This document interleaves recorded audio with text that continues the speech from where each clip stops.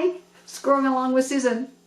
In my last video, I made a 2x4, a couple simple toy trucks and cars.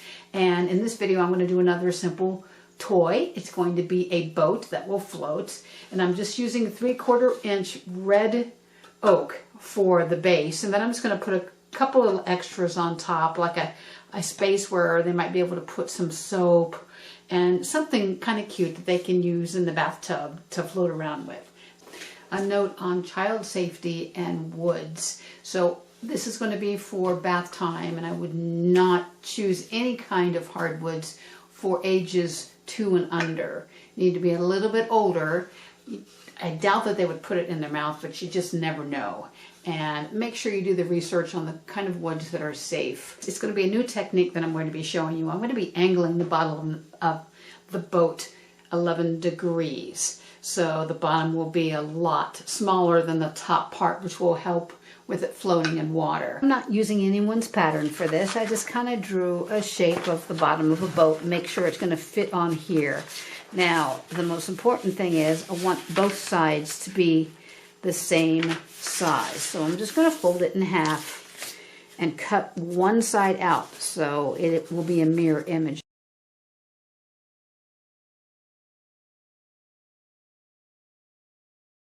This piece of red oak has been well sanded and it's ready to go, 3/4 inch thick. And I'm just going to put down some contact paper so that I can spray my pattern and attach it right to the contact paper for easy removal.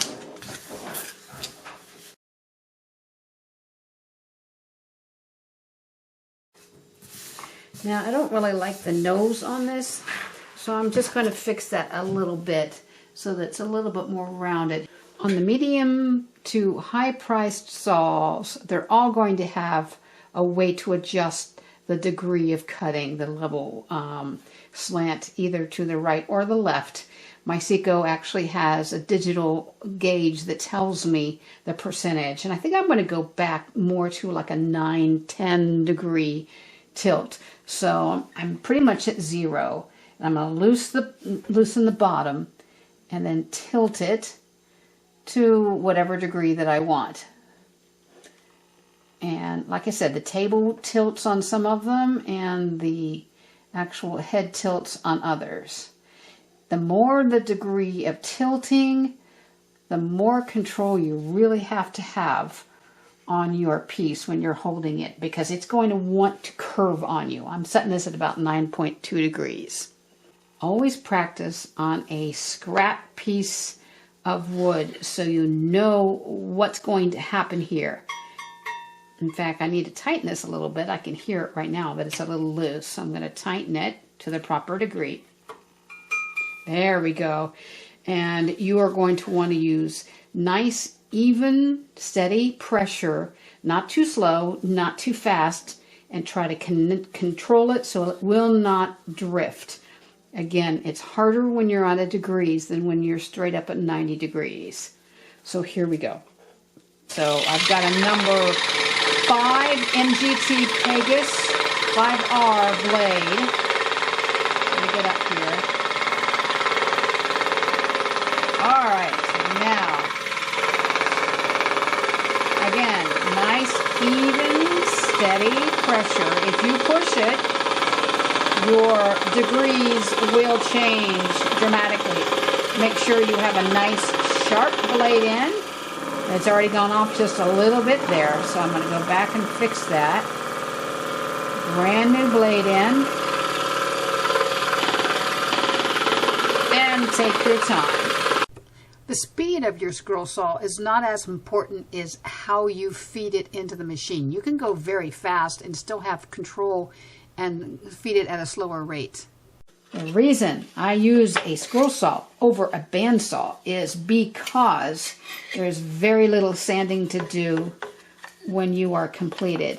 Now, there's a little spot right here that you can probably see that I need to clean up, and because there's an angle involved here, I'm still going to use the same blade and just run over it very gently to get rid of that spot. do a little bit of sanding, and ready for the next step. Oh, always fix your scroll saw and put it upright before you continue. It really is amazing how simple you can make some of these parts to put on top of the boat. I just took an old cream cheese tub and I turned it upside down, do an outside line with pencil all the way around, and then flip it this direction and do an inside line with this pencil all around. Came up with this O and drilled 2 pilot holes, and now I'm cutting out the center and I'll be cutting out the outside. Now what I'm doing is there's a couple spots that weren't exactly smooth. I kind of curved in a little bit, so I'm just going back and straightening it out with my scroll saw. I'm using a 3/4 inch piece of walnut for this part.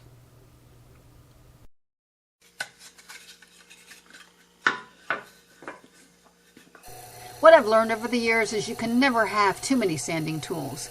Here I'm using my disc belt sander, and then I have attachments to put on with my drill press and larger pieces and smaller attachments, and I have other tools too. And then there's nothing better sometimes than just regular hand sanding tools to get the job done.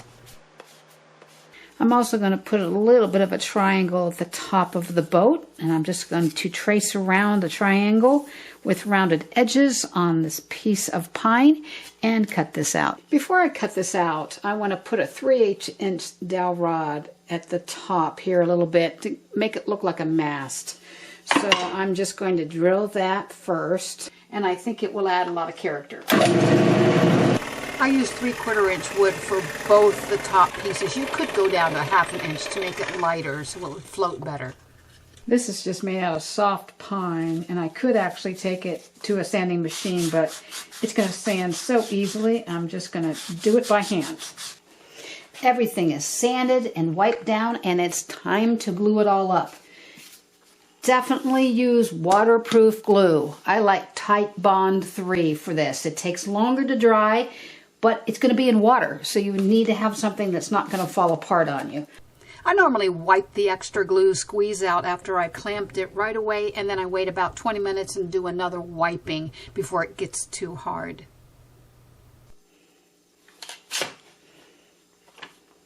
I know it's just a small little piece, but you know what? I have the clamps, so why not use them? You know, it says Titebond 3 needs 30 minutes to set, but I'm going to give it a lot longer than that to make sure that it's secure. I'm just finishing my boat off with some food-safe mineral oil. You could also use just cooking oil or whatever you want, obviously child-safe. And I'm going to let this dry and then do another coat with mineral oil and beeswax mixed in together to try to give the wood a little bit more protection from the water.